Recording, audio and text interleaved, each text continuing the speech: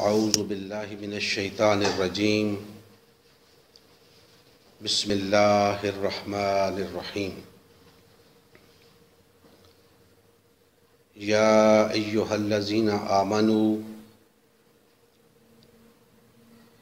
هل ادلکم علی تجارۃ تنجیکم من عذاب علیم تؤمنون باللہ ورسولہ وتجاہدون فی سبیل اللہ باموالکم وانفسکم ذالکم خیر لکم ان کنتم تعلمون یغفر لکم ذنوبکم وَيُدْخِلْكُمْ جَنَّاتٍ تَجْرِي مِنْ تَحْتِهَا الْأَنْهَارُ وَمَسَاكِنَ طَيِّبَةً فِي جَنَّاتِ عَدْنٍ ذَلِكَ الْفَوْزُ الْعَظِيمُ وَأُخْرَى تُحِبُّونَهَا نصر من اللہ وفتح قریب وبشر المؤمنین صدق اللہ مولانا العظیم۔ محترم مسلمان بھائیوں، اللہ جل مجدہ کا احسان ہے جس کی توفیق و عنایت سے آج کے اس پرفتن دور کے اندر آپ احباب تھوڑا سا وقت نکال کر اس محفل میں حاضر ہوئے، اللہ کی بارگاہ میں حاضر ہوئے۔ اللہ پاک کی بارگاہ میں التجا ہے کہ وہ ہماری یہ حاضری اپنی بارگاہ میں منظور و مقبول فرمائے۔ میں نے آپ کے سامنے سورہ الصف کی آیات نمبر 10 سے 13 تک کی تلاوت کا شرف حاصل کیا ہے۔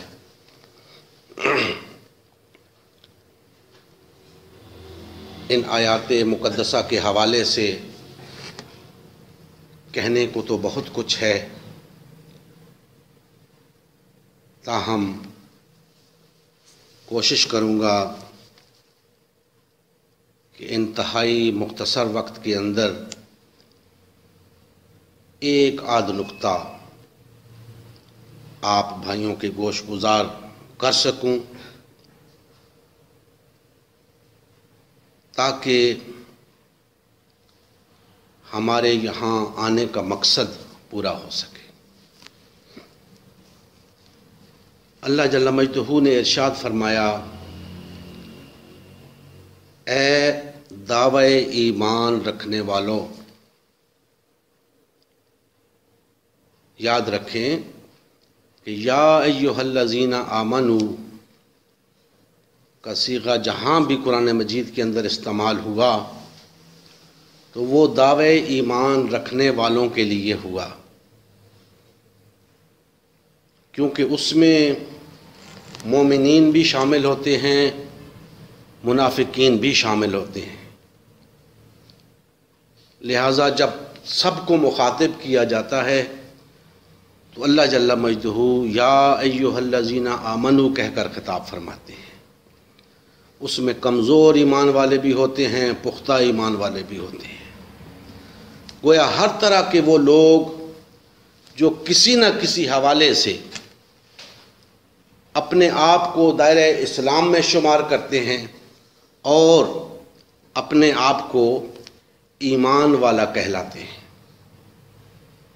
وہ اس زمرے میں آ جاتے ہیں۔ تو گویا مجھ سمیت، آپ سمیت روئے زمین پر بسنے والے کم و بیش 1.5 پونے 2 ارب افراد سے اللہ جل مجدہ مخاطب ہیں، فرماتے ہیں اے دعوی ایمان رکھنے والو، هل ادلکم علی تجارت، کیا میں تمہیں ایک ایسا کاروبار نہ بتاؤں، کیا میں تمہیں ایک ایسی تجارت نہ بتاؤں،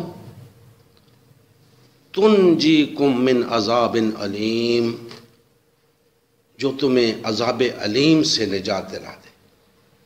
اللہ جل مجدہ فرما رہے ہیں کہ اے میرے دعوے ایمان رکھنے والے بندو،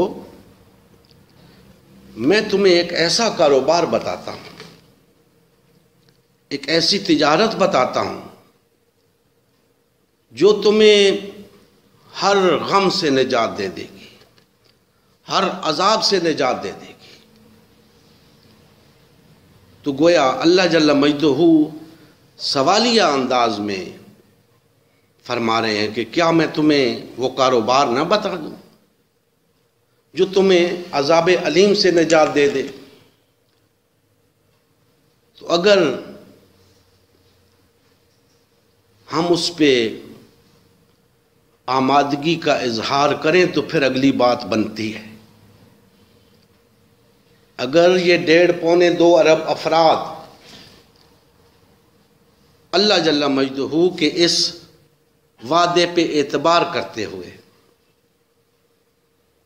آج بڑے دکھ کی بات ہے، بڑی تکلیف دہ بات ہے، ہمیں 2 ٹکے کے لوگوں کی باتوں کا اعتبار ہے، اللہ اور اس کے رسول کی باتوں کا اعتبار نہیں۔ سن کر ادھر سے سن کے ادھر سے نکال دیتے ہیں، اللہ اور اس کی رسول کی باتوں کو کوئی اہمیت نہیں دیتے، اللہ اور اس کے رسول کی باتوں کی قدر نہیں کرتے۔ تو جو لوگ اللہ اور اس کے رسول کی قدر نہیں کرتے، ان کا ٹھکانہ جہنم سے کم نہیں ہو سکتا۔ اس بات کو پلے باندھ لیں۔ جن لوگوں کے ہاں اللہ اور اس کے رسول کی کوئی اہمیت نہیں، اللہ اور اس کے رسول کی بات کی کوئی اہمیت نہیں، اللہ اور اس کے رسول کی ذات کی کوئی اہمیت نہیں، تو اللہ کے ہاں بھی ان کی کوئی حیثیت نہیں۔ ایسے لوگوں کی اللہ کے ہاں بھی کوئی اہمیت نہیں۔ اگر ایسے لوگوں کو جہنم کا ایندھن بنا دیا جائے تو اس میں کوئی مذائقہ نہیں۔ دوستان محترم، جب اللہ جل مجدہ نے یہ وعدہ فرمایا کہ اے دار ایمان میں اپنے آپ کو سمجھنے والوں، آؤ میں تمہیں ایک تجارت بتاؤں جو تمہیں عذاب علیم سے نجات دلا دے۔ یا اللہ، ایسا کیا کاروبار ہے جو ہمیں اس دنیا کے غموں سے بھی نجات دلا دے اور آخرت کے غموں سے بھی نجات دلا دے۔ یاد رکھیں کہ اس میں کوئی شک و شبہ نہیں کہ بالآخر نجات حقیقی وہی ہے جو آخرت میں ہے، اس میں کوئی دوسری رائے نہیں۔ لیکن اس کے ساتھ ساتھ دنیاوی نجات بھی کچھ معنی رکھتی ہے۔ اگر اس دنیا کے اندر ہم ذلیل و خوار ہوتے رہیں، باطل اور طاغوت کے محکوم رہیں، اس کی غلامی میں رہیں، ظلم و ستم کی چکی میں پستے رہیں اور عمر بھر ہمیں ایک باوقار قوم کی طرح جینا نصیب نہ ہو، اور پھر ہم آس لگا کے بیٹھے ہوں کہ کچھ نہیں، یہاں کچھ نہیں ملا تو خیر ہے، آخرت تو ہماری ہے، اس بات کو اچھی طرح سمجھ لیں کہ وہ ایمان اور وہ عمل صالح جس کی بنیاد پہ آخرت کی نجات ہے، اسی ایمان اور اسی عمل صالح کی بنیاد پر دنیا کی کامیابی بھی ہے۔ اگر اس کی بنیاد پہ آپ کو دنیا میں کامیابی نہیں ملتی، آخرت کی کامیابی کی امید کس بنیاد پہ لگا کے بیٹھے ہیں؟ آپ کو یہ بات سمجھنی ہے کہ آج 1.5 ارب ہونے کے باوجود اس دنیا کے اندر ہمیں کامیابی کیوں نصیب نہیں ہو رہی، سربلندی کیوں نہیں مل رہی؟ کیا ایسا تو نہیں کہ ہمارا دامن ایمان اور عمل صالح سے خالی ہے؟ اگر ایسا ہے تو یاد رکھیں، نہ صرف یہ کہ آپ کو اس دنیا کے اندر کوئی کامیابی نہیں ملے گی، پھر آپ کا آخرت میں بھی کوئی حصہ نہیں ہوگا، کیونکہ اسی ایمان اور اسی عمل صالح پہ دنیا کی کامیابی کا مدار بھی ہے اور آخرت کی کامیابی کا مدار بھی ہے۔ اور ایسی کوئی چیز نہیں جس کی بنیاد پہ ہم کہیں کہ کچھ اعمال ایسے ہیں جنہیں ہم ایمان اور عمل صالح کہتے ہیں کہ یہ دنیا کی کامیابی کے لیے ہیں اور یہ آخرت کی کامیابی کے لیے ہے۔ نہیں، وہی ایمان اور وہی عمل صالح دنیا کی کامیابی کے لیے بھی درکار ہے اور آخرت کی کامیابی کے لیے بھی درکار ہے۔ دوستان محترم، اللہ جل مجدہ نے فرمایا کہ اے دعوے ایمان رکھنے والو، او تمہیں وہ کاروبار بتاؤں جو تمہیں دنیا کے عذاب سے بھی چھٹکارا دلا دے، آخرت کے عذاب سے بھی چھٹکارا دلا دے۔ یا اللہ، وہ کیا کاروبار ہے؟ فرمایا تؤمنون باللہ ورسولہ، اللہ اور اس کے رسول پر ایمان لاؤ۔ کس سے کہا جا رہا ہے؟ دوستان محترم، بڑی غور طلب بات ہے۔ کس سے کہا جا رہا ہے؟ مجھ سے، آپ سے، ان 1.5-2 ارب سے کہا جا رہا ہے جو پہلے ہی دعویٰ کر کے بیٹھے ہیں کہ ہم اہل ایمان ہیں۔ ان سے کہا جا رہا ہے کہ تؤمنون باللہ ورسولہ، اللہ اور اس کے رسول پر ایمان لاؤ۔ اور پھر فرمایا وَتُجَاهِدُونَ فِي سَبِيلِ اللَّهِ، اور اللہ کی راہ میں جہاد کرو، بِأَمْوَالِكُمْ وَأَنفُسِكُمْ، اپنے مالوں سے اور اپنی جانوں سے۔ میں کہا کرتا ہوں کہ اس 6 فٹ کے انسان کے پاس ان 2 چیزوں کے سوا اور ہے ہی کیا؟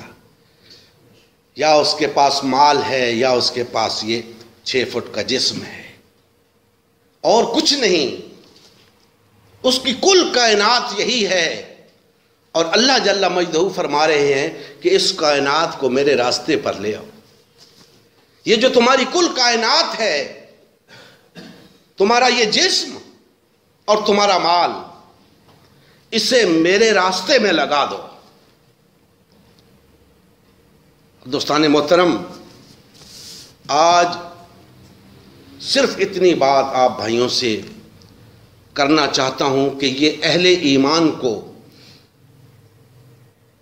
عذاب سے نجات دلانے کے وعدے پہ اللہ جل مجدہ نے جو کاروبار بتایا ہے کہ اللہ اور اس کے رسول پر ایمان لاؤ اور فی سبیل اللہ جہاد کرو، اپنے اموال کے ساتھ، اپنے نفوس کے ساتھ۔ آج فقط آپ کو یہ بتانا چاہتا ہوں کہ جب کوئی شخص دائرہ اسلام میں داخل ہوتا ہے، ادھر وہ داخل ہوا، ادھر اس پہ جہاد فی سبیل اللہ فرض ہوا۔ جہاد فی سبیل اللہ فرض عین ہے، یہ بات اپنے ذہن میں بٹھا لیں۔ جہاد فی سبیل اللہ فرض عین ہے، لیکن افسوس کہ آج ہمارے ہاں جہاد فی سبیل اللہ کے معانی بدل چکے ہیں۔ آج جہاد فی سبیل اللہ کو قتال فی سبیل اللہ سمجھا جاتا ہے۔ ایسا نہیں ہے، ان دونوں میں اتنا ہی فرق ہے جتنا 5 وقت کی فرض نمازوں کا اور نماز جنازہ کا۔ جہاد فی سبیل اللہ فرض عین ہے، قتال فی سبیل اللہ فرض کفایہ ہے۔ قتال فی سبیل اللہ سب پر فرض نہیں ہے، اگر اتنے لوگ نکل آئے جتنے درکار ہیں تو سب کی طرف سے فرض ادا ہو گیا، جبکہ جہاد فی سبیل اللہ یہ سب پر فرض ہے، ہر شخص پہ فرض ہے۔ آج میں انشاءاللہ آپ کو بتاؤں گا کہ در حقیقت جہاد فی سبیل اللہ کیا ہے۔ دوستان محترم، جو قتال فی سبیل اللہ ہے، دراصل وہ اس جہاد فی سبیل اللہ کی ایک آخری صورت ہے، جہاد فی سبیل اللہ کی سب سے اعلیٰ ترین صورت ہے۔ اب اس اعلیٰ ترین صورت کو جہاد فی سبیل اللہ کہہ کر باقی تمام جہاد سے روگردانی کی جا رہی ہے، اور عام لوگوں نے یہ سمجھ لیا ہے کہ شاید جہاد وہی ہے جو میدان جنگ میں ہوتا ہے، اور اس حقیقی جہاد کو بھول گئے جو اس جنگ سے پہلے کرنا ہے۔ تو آج میں اس حوالے سے چند باتیں آپ بھائیوں کے سامنے رکھنا چاہتا ہوں کہ دراصل جہاد فی سبیل اللہ کیا ہے۔ میں نے عرض کیا کہ جیسے ہی کوئی شخص دائرہ اسلام میں داخل ہوتا ہے، جہاد فی سبیل اللہ اس پہ فرض ہو جاتا ہے۔ بھئی کرنا کیا ہے، کیسے اس پہ فرض ہو جاتا ہے، کیوں فرض ہو جاتا ہے؟ دراصل جب کوئی شخص اس بات کی گواہی دیتا ہے کہ اللہ کے سوا کوئی الہ نہیں اور محمد صلی اللہ علیہ وآلہ وسلم اللہ کے بندے اور رسول ہیں، تو گویا وہ ایک عہد کرتا ہے اللہ کے ساتھ، اللہ کے ساتھ ایک عہد کرتا ہے کہ اے اللہ، آج سے میں تیرا بندہ ہوں، آج سے تو میرا مالک ہے، تو میرا خالق ہے، تو میرا حاکم اور فرما روا ہے، آج سے میں صرف تیری بندگی کروں گا، صرف تیری غلامی کروں گا، اور ہر طرح کی غلامی سے میں کنارہ کش ہوتا ہوں۔ دوستان محترم، جب وہ یہ عہد کرتا ہے تو اس کے اوپر ایک ذمہ داری عائد ہو جاتی ہے کہ یہ جو دین، جو نظریہ تم نے قبول کیا ہے، جسے تم اسلام کہتے ہو، اور دوسرے الفاظ میں اللہ کو اپنا حاکم تسلیم کرتے ہو، اب سب سے پہلی سٹیج جہاد فی سبیل اللہ کی یہی ہوتی ہے کہ اپنے آپ کو جہاد فی سبیل اللہ کے لیے تیار کرنا۔ یہ سب سے پہلی سٹیج ہے۔ جو شخص جہاد فی سبیل اللہ کے لیے تیار نہیں، وہ سمجھ لے وہ ابھی دائرہ اسلام میں داخل نہیں ہوا، وہ ابھی ایمان نہیں لایا۔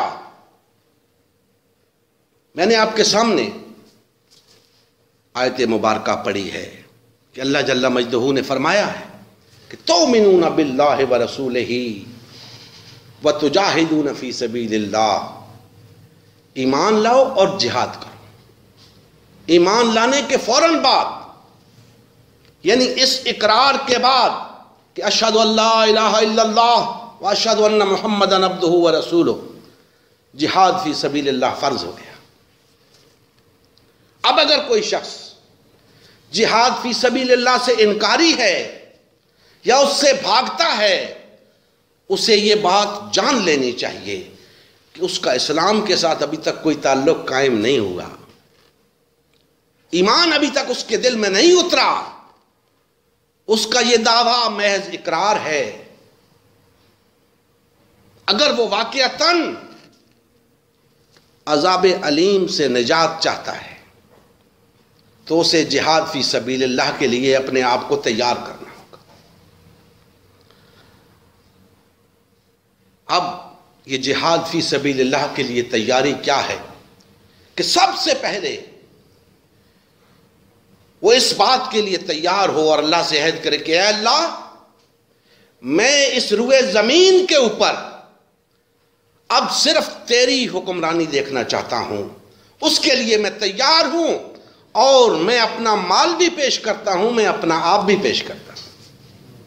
یہ ہے جہاد فی سبیل اللہ، کہ ہر شخص، ہر کلمہ گو اپنے آپ کو اللہ کی حاکمیت کے قیام کے لیے پیش کر دے، تیار ہو جائے اس بات کے لیے، اپنا مال بھی پیش کر دے، اپنی توانائیاں پیش کر دے، اپنی صلاحیتیں پیش کر دے۔ جب تک جہاد کی وہ صورت نہیں آتی جسے ہم قتال کہتے ہیں، اس وقت تک جہاد فی سبیل اللہ نفس کے ساتھ وہ یہ ہوگا کہ آپ اپنی توانائیاں اللہ کے دین کے غلبے کے لیے صرف کریں، اپنی صلاحیتیں صرف کریں، اللہ نے جو طاقت آپ کو دی ہے وہ صرف کریں، لیکن جب آپ اس کے لیے تیار ہوں گے تو وہ صرف کریں گے نا۔ اسی لیے نبی کریم صلی اللہ علیہ وآلہ وسلم نے فرمایا ہے کہ جس شخص کے دل میں شہادت کا شوق نہیں، گویا وہ ایمان ہی نہیں لایا۔ نبی کریم صلی اللہ علیہ وآلہ وسلم شہادت کا اتنا شوق رکھتے تھے، آپ نے فرمایا کہ اس رب کی قسم جس کے قبضے میں محمد کی جان ہے، میری آرزو ہے کہ میں اللہ کی راہ میں قتل کیا جاؤں، پھر زندہ کیا جاؤں، پھر قتل کیا جاؤں، پھر زندہ کیا جاؤں، پھر قتل کیا جاؤں، الغرض 5 مرتبہ فرمایا کہ میں بار بار اللہ کی راہ میں قتل کیا جاؤں۔ اس آرزو کا دل کے اندر ہونا ایمان کی علامت ہے۔ اس کیفیت کا نصیب ہونا لازم نہیں کہ سب کو ہو، شہادت ہر کسی کو نہیں ملتی، لیکن اس آرزو کا دل کے اندر ہونا ضروری ہے کہ کیا پتا کب وہ وقت آ جائے اور یہ موقع نصیب ہو جائے کہ انسان اس شہادت کے بلند مرتبے پہ فائز ہو جائے۔ تو دوستان محترم، سب سے پہلا مرحلہ یہ ہے کہ ہم خود اس پر آمادگی ظاہر کریں کہ اے اللہ، آج سے میں تیرے دین کی سربلندی کے لیے جد و جہد کروں گا۔ یہ ہے جہاد فی سبیل اللہ۔ اور وہ جد و جہد کیسے ہوگی؟ ظاہر سی بات ہے کہ آپ کو اللہ نے جو صلاحیتیں دے رکھی ہیں ان کا استعمال، اپنی قوت اور توانائی کا استعمال، آپ کو جو اللہ نے مال دے رکھا ہے اس کا استعمال، اس کے ذریعے آپ یہ جہاد فی سبیل اللہ کریں گے۔ اب دوستان محترم، وقت مختصر ہے، میں اپنی بات کو سمیٹنے کی طرف جاتا ہوں کہ دوسرا سٹیپ آتا ہے، جہاد فی سبیل اللہ کا دوسرا سٹیپ۔ جب آپ تیار ہو گئے، اب دوسرے لوگوں کو اس کے لیے تیار کریں۔ دوسرے لوگوں کے پاس جائیں اور انہیں سمجھائیں کہ بھائیو، ہمیں تو اس لیے پیدا کیا گیا ہے کہ ہم اس روئے زمین کے اوپر اللہ کی حاکمیت کو قائم کریں، اللہ کے نظام کو قائم کریں،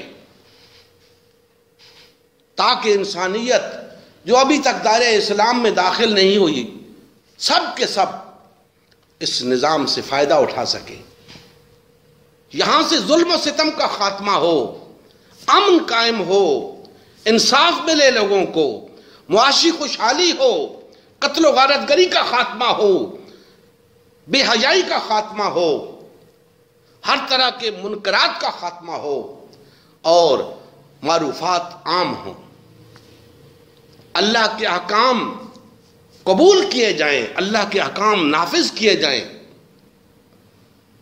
دوستان محترم، یہ دعوت لے کر پھر لوگوں تک جانا اور ان بھائیوں کو بھی اس کے لیے تیار کرنا، اس حد تک تیار کرنا کہ ایک منظم، متحرک، فعال اور زندہ جماعت وجود میں آ جائے، اس حد تک تیار کرنا، اس حد تک تیار کرنا کہ اتنے لوگ تیار ہو جائیں جتنے غلبہ دین حق کے لیے درکار ہیں۔ جب آپ نے یہ دوسرا مارکا سر کر لیا اور اتنے لوگ تیار ہو گئے کہ اب اگر باطل اور طاغوتی طاقتوں سے ٹکرانے کی ضرورت ہو تو ٹکرائیں گے۔ کس لیے؟ وہ مقصد جو ہم نے اسلام قبول کرتے وقت اپنایا ہے، وہ عہد جو اللہ سے کیا تھا، اللہ کی حاکمیت کے قیام کے لیے، اللہ کے دین کے غلبے کے لیے، اگر ہمیں ضرورت پڑی تو باطل اور طاغوتی طاقتوں سے ٹکرائیں گے۔ جب اتنی قوت آپ کے پاس تیار ہو جائے تو پھر اللہ کی حاکمیت کے قیام کے لیے انتہائی اقدام کرنا ہے آپ نے۔ وہ انتہائی اقدام کیا ہوگا؟ عموماً لوگ سمجھتے ہیں کہ شاید کوئی خون خرابے کی شکل ہوگی، شاید کوئی قتل و غارت گری ہوگی۔ نہیں دوستو، ہم اس نبی کے پیروکار ہیں صلی اللہ علیہ وسلم جس نے اس روئے زمین پر تاریخ انسانی کا پرامن ترین انقلاب برپا کیا۔ ہم کیسے قتل و غارت گری کر سکتے ہیں؟ ہم کیسے خون خرابے کے حمایتی ہو سکتے ہیں؟ ہرگز نہیں۔ ہم کوئی توڑ پھوڑ نہیں کریں گے، ہم کوئی جلاؤ گھیراؤ نہیں کریں گے، ہم کوئی جلسے جلوس کی سیاست نہیں کریں گے، ہم سنت نبوی کے مطابق عمل کریں گے اور پرامن طریقے سے انقلاب لائیں گے۔ ضرورت اس امر کی ہے کہ پہلے آپ خود تیار ہوں، پھر معاشرے کے دوسرے لوگوں کو تیار کریں، ایک منظم جماعت بنے، وحدت اختیار کریں، پارٹی بازی کو ترک کریں، اللہ کی بندگی میں آئیں۔ اللہ کی بندگی میں آئے بغیر اللہ کی حاکمیت قائم نہیں ہو سکتی۔ پہلے آپ اللہ کی بندگی میں آئیں، اس کے بعد آپ اللہ کی حاکمیت کے قیام کے لیے جدوجہد کریں، تاکہ اللہ کی حاکمیت کے قیام کے بعد اقتدار کی باغ ڈور جن لوگوں کے ہاتھ میں ہو، ان پر کوئی شخص تانا زنی نہ کر سکے کہ دیکھو یہ اللہ کی حاکمیت کی بات کرتے ہیں، ان کے کردار تو دیکھو، ان کے اٹھنا بیٹھنا تو دیکھو، ان کا طرز عمل تو دیکھو، ان کی زندگی کی روش تو دیکھو۔ کوئی شخص انگلی نہ اٹھا سکے، کیونکہ وہ اللہ کے بندے ہوں، اللہ کے رنگ میں رنگے ہوئے ہوں، تب وہ اس بات کا حق رکھتے ہیں کہ وہ اللہ کی حاکمیت کا اعلان کریں۔ تو دوستان محترم، اس کے لیے ایک محنت کی ضرورت ہے، ایک جد و جہد کی ضرورت ہے۔ میں آج اس مختصر وقت کے اندر وہ سب باتیں آپ کو نہیں بتا سکتا، لیکن ضرورت اس امر کی ہے کہ ہم اللہ اور اس کے رسول پر ایمان لائیں۔ بعض بھائی برا مناتے ہیں کہ جی ہم تو ایمان لائے ہوئے ہیں، ہمیں پھر کہا جاتا ہے ایمان لائیں۔ بھائی میں نہیں کہہ رہا، اللہ کہہ رہا ہے۔ اللہ سے پوچھو اللہ تم سے کیوں کہہ رہا ہے؟ تمہارا وہ ایمان جس کے بل بوتے پہ آج تم دعوے ایمان رکھتے ہو، سن لو آج وہ ایمان کارگر ثابت نہیں ہو رہا۔ تمہیں پھر ایمان لانے کی ضرورت ہے۔ کیسے؟ جیسے ایمان لانے کا حق ہے ایسے ایمان لے آؤ، جہاد فی سبیل اللہ کرو تو ہو نہیں سکتا اللہ جل مجدہ تمہیں غلبہ عطا نہ فرمائے۔ میں نہیں کہہ رہا، اسی آیہ مبارکہ کو آگے لے کے چلتے ہیں۔ فرمایا کہ اللہ پر، اللہ کے رسول پر ایمان لاؤ، اللہ کی راہ میں جہاد کرو اپنے اموال کے ساتھ، اپنی جانوں کے ساتھ۔ تمہارے حق میں یہ بہتر ہے اگر تم سمجھو تو۔ اللہ تمہارے گناہ بخش دے گا، تمہیں جنتوں میں داخل کرے گا جن کے نیچے نہریں بہہ رہی ہوں گی، اور ان پاکیزہ مکانات میں داخل کرے گا جو جنتوں میں تیار ہیں، اور یہ بڑی کامیابی ہے۔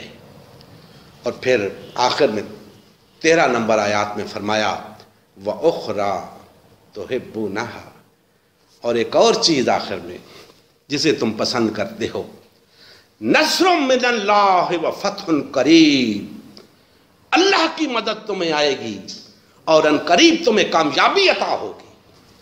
کس کو؟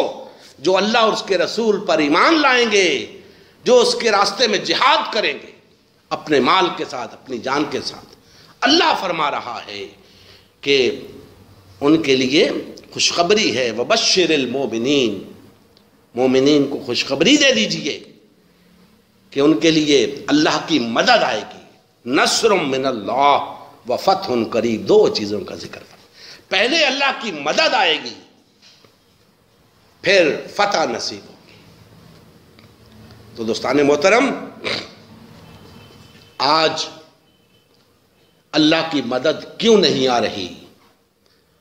فتح ہمارا مقدر کیوں نہیں بن رہی؟ صاف سی بات ہے، ہم ایمان نہیں لائے ہوئے، ہم جہاد فی سبیل اللہ نہیں کر رہے۔ تو پھر ایسی صورت میں ایمان لانے کی ضرورت ہے، جہاد فی سبیل اللہ کرنے کی ضرورت ہے،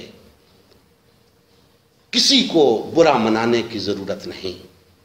اللہ کا فرمان ہے، اللہ کہہ رہا ہے کہ اے دعوی ایمان رکھنے والوں، تمہیں پھر ایمان لانے کی ضرورت ہے اس طرح جس طرح ایمان لانے کا حق ہے، اور پھر اللہ کی راہ میں جہاد کرنے کی ضرورت ہے اپنے مال کے ساتھ، اپنے نفوس کے ساتھ۔ اور ایک تو تمہیں اس دنیا کے عذابوں سے چھٹکارا دلا دوں گا۔ آج 1.5 ارب ہونے کے باوجود باطل اور طاغوت کے ہاتھوں پس رہے ہو۔ باطل اور طاغوتی طاقتیں جہاں چاہتی ہیں تمہیں کچل کے رکھ دیتی ہیں۔ افغانستان میں کیا ہوا، فلسطین میں کیا ہو رہا ہے، عراق میں کیا ہوا، شام میں کیا ہو رہا ہے، چچنیا میں کیا ہوا، کوسوو میں کیا ہوا، بوسنیا میں کیا ہوا، ہر طرف کشمیر میں کیا ہو رہا ہے۔ کیوں مسلمانوں کو ہی کچلا جا رہا ہے؟ صرف اور صرف اس لیے کہ مسلمانوں نے دعویٰ تو ایمان کا کر رکھا ہے، ایمان لائے ہوئے نہیں ہیں۔ ایمان لانے کی ضرورت ہے، برا منانے کی ضرورت نہیں۔ ایمان لے آؤ، اللہ کی راہ میں جہاد کرو، اللہ تمہیں غلبہ عطا فرمائے گا۔ یہ اللہ کا وعدہ ہے، اور ہم مومن تب ہی ہو سکتے ہیں جب اللہ کے وعدوں پر یقین کرنے والے ہوں۔ جسے اللہ کے وعدے پہ یقین نہیں، اس کا ایمان کے ساتھ کیا تعلق ہو سکتا ہے؟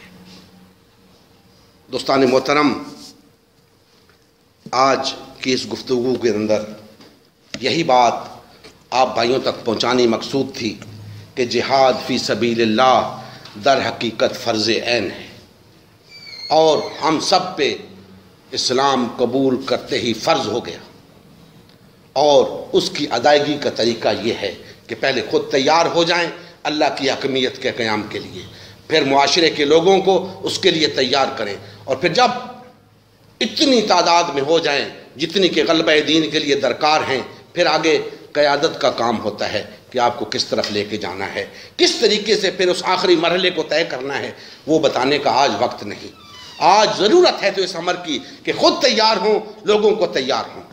دعوت، تربیت اور تنظیم کا عمل، یہ تین مراحل اگر ہم خوش اسلوبی سے طے کر لیں کہ خود غلبہ دین حق کی بحالی کے لیے جد و جہد کرنے والے بن جائیں، اور معاشرے کے ایک خاطر خواہ طبقے کو اس کام کے لیے تیار کر لیں، تو آپ تین مرحلے تکمیل پا گئے، دعوت کا، تربیت کا اور تنظیم کا۔ اس کے بعد کیا کرنا ہے، کیسے کرنا ہے، اس کے لیے قیادت کا کام ہے، وہ آپ کو بتائے گی کہ اب کیا کرنا ہے اور کیسے کرنا ہے۔ اور انشاءاللہ یہ بات میں آپ سے کہہ رہا ہوں، آج کہہ رہا ہوں، اگر زندگی رہی تو ہم نبی کریم صلی اللہ علیہ وآلہ وسلم کی سنت مبارکہ کے مطابق چلیں گے، اور ایک پرامن انقلاب اس انسانیت کو پھر دکھائیں گے کہ کس طریقے سے اللہ کے بندے اس روئے زمین پہ اللہ کی حاکمیت کو قائم کرتے ہیں۔ اللہ جل مجدہ ہمارے حال پہ رحم فرمائے، اور ہمیں کما حق کو ایمان لانے اور جہاد فی سبیل اللہ کرنے کی توفیق عطا فرمائے۔ وما علینا الا البلاغ المبین۔